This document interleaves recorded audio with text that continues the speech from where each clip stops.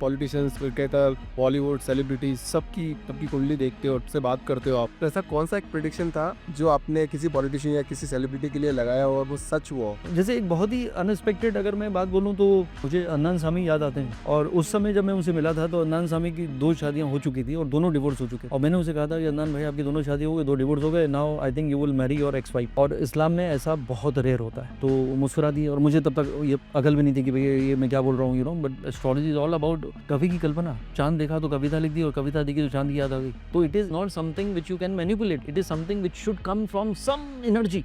That is how astrology work, that is the reason, it is a divine sign. लेकिन अगर मुझे लग रहा है कि मुझे अभिषेक से काम है, इसकी मैं तारीफों के पुल बांधूंगा, इसको मैं यू नो अपने इन्फ्लुएंस में लूंगा, या मैं बोलूंगा उसको डरा दूंगा, ये डायल तो पहनता ही नहीं चाहिए घड़ी का, मतलब फियर फैक्टर क्रिएट करूंगा, तो आप उसके डिसाइबल बन गए, तो वो लॉन्ग टर्म में जाएगा नहीं। तो मैंने उसे कहा तो मुस्कुरा दिए बेचारे, क्योंकि मुझे भी आइडिया नहीं था कि मैं कुछ ऐसा कह रहा हूँ। बट हुआ वही, after few months he got married to his ex wife.